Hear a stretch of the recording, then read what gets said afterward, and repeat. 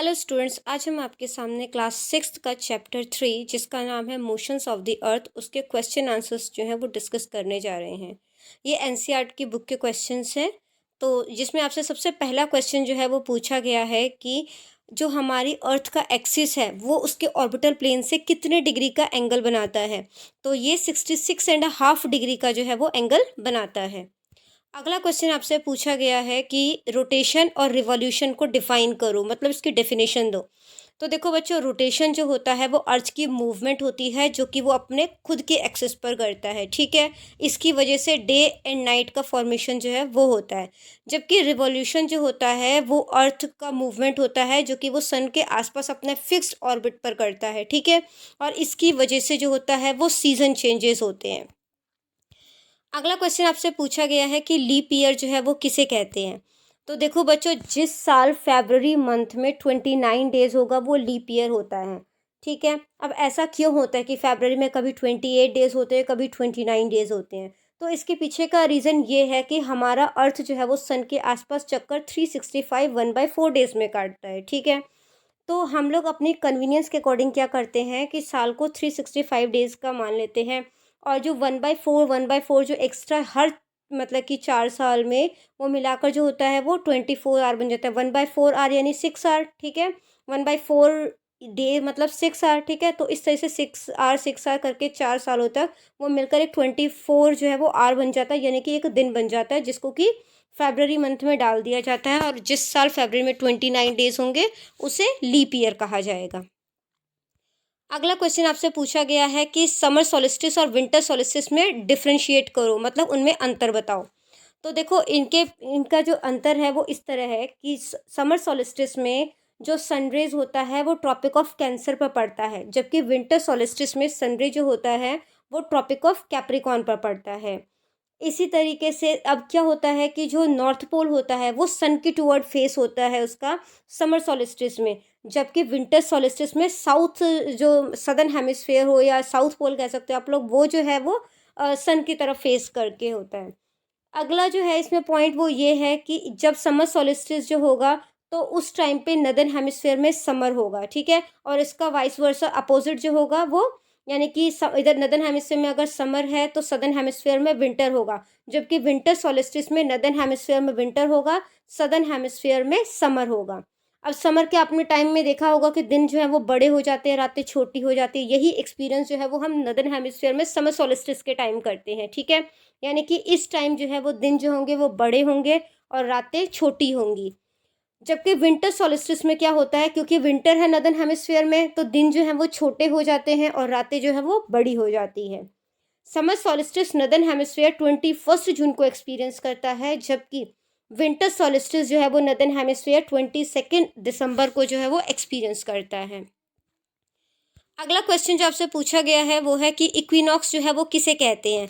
तो देखो बच्चों, 21 मार्च और 23 सितंबर को सनरेज जो होती है वो डायरेक्टली जो है वो इक्वेटर पे पड़ती है, ठीक है। इसका मतलब ये हुआ कि कोई भी पोल, चाहे नॉर्थ पोल हो चाहे साउथ पोल हो, वो सन की तरफ जो है वो टिल्टेड नहीं है, झुका हुआ नहीं है। जिसकी वजह से सारी अर्थ पर जो है वो इक्वल डे और नाइट होता है। इसका मतलब ये है कि ऐसा नहीं होगा कि कोई दिन जो है वो बड़े होंगे, रातें छोटी होगी, ठीक है। इक्वल डे और नाइट जो है वो सारी ही अर्थ पर जो है वो एक्सपीरियंस किया जाता है, इसीलिए इसे इक्विनॉक्स बोला जाता है।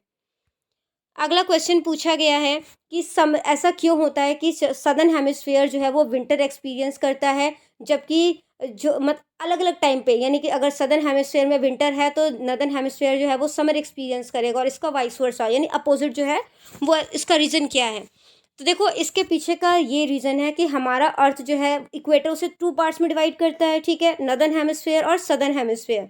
तो अगर हमारा नॉर्थ पोल जो है वो सन की तरफ जो है वो फेस किया होगा, तो वहाँ पर जो है वो सनरेज जो है वो डायरेक्ट जा रही है, ठीक है। तो नदर्न हेमिस्फीयर में समर होगा, जबकि साउथ पोल जो है वो सन से दूर हो जाएगा, ठीक है। तो इस वजह से जो है वो सदर्न हेमिस्फीयर में विंटर होगा, और इसी का अपोजिट सिचुएशन जो है वो दूसरे केसेस में भी होगा, ठीक है। अगला क्वेश्चन जो है वो पूछा गया है कि पोल्स पर, पोल से नहीं, नॉर्थ पोल और साउथ पोल, वहाँ पर 6 महीने के दिन और 6 महीने की रातें जो हैं वो क्यों होती है। तो इसके पीछे का ये रीज़न है कि हमारा अर्थ जो है वो अपनी एक्सिस पर झुका हुआ है, ठीक है। तो जब तक वो एक एक्सिस जो है, जब तक नॉर्थ पोल जो है वो सन की तरफ फेस किया होगा तब वहाँ पर दिन होगा। जब जो है वो साउथ पोल सन की तरफ फेस कर लेगा तो साउथ पोल की तरफ दिन हो जाएगा, नॉर्थ पोल की तरफ रात हो जाएगी। और ऐसा मूवमेंट करके सन जो है, सॉरी, अर्थ जो है वो जब रिवॉल्व करके जो है वो दूसरे पोजीशन पर जाएगा, तब तक जो है वो 6 महीने का डिफरेंस लग जाता है। तो 6 महीने का दिन और 6 महीने की रातें जो है वो पोल्स पर एक्सपीरियंस किया जाता है। Tick the correct answer. The movement of the earth around the sun, उस मूवमेंट को क्या बोलोगे जो सन के आसपास जो है वो अर्थ करता है, तो उसको जो है वो रिवॉल्यूशन बोला जाता है। अगला पूछा गया है आपसे कि डायरेक्ट रेज जो होती है वो सन की, वो इक्वेटर पे कब पड़ती है। ठीक है, तो ये 21 मार्च को पड़ती है और इस दिन इक्विनॉक्स होता है।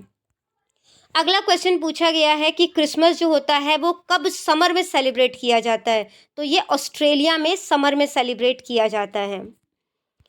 अगला क्वेश्चन है कि जो सीज़न होते हैं वो बदलते रहते हैं, किस वजह से जो है वो सीज़न बदलते रहते हैं, तो अर्थ के रिवॉल्यूशन की वजह से जो है सीज़न में चेंजेस आते हैं। अगला क्वेश्चन जो है वो पूछा गया है फिल इन द ब्लैंक्स, इसके अंदर जो है वो आपसे पूछा गया है कि लीप ईयर में कितने दिन होते हैं, तो लीप ईयर में 366 डेज होते हैं। ठीक है, इस दिन जो होता है फरवरी में 29 डेज जो हैं वो होते हैं। जो डेली मोशन है यानी कि डेली मूवमेंट जो है अर्थ का, वो क्या कहलाता है, उसको हम कहते हैं रोटेशन, और इसकी वजह से जो है वो डे एंड नाइट का फॉर्मेशन होता है। जो हमारा अर्थ है, ठीक है, वो सन के आसपास जो है वो किस तरीके के ऑर्बिट में चक्कर काटता है, तो ये इलेप्टिकल यानी कि अंडाकार आकृति में जो है वो चक्कर काटता है। जो सनरे है वो डायरेक्ट ट्रॉपिक ऑफ किस पर पड़ती है 21 जून को, तो ये ट्रॉपिक ऑफ कैंसर पर पड़ती है। डेज जो होते हैं वो छोटे होते हैं कौन से सीज़न में, विंटर सीज़न में। विंटर सीज़न में बच्चों आपने एक्सपीरियंस किया होगा कि अंधेरा जो है वो जल्दी होना शुरू हो जाता है। ठीक है, तो आप कह सकते हो कि दिन छोटे होते हैं और रातें जो है वो बड़ी होती है। आई होप आपको चैप्टर समझ में आ गया होगा। इन केस आपकी कोई भी क्वेरी है तो आप कमेंट सेक्शन में मुझे क्वेश्चन कर सकते हैं, आपको रिप्लाई मिल जाएगा। Thank you.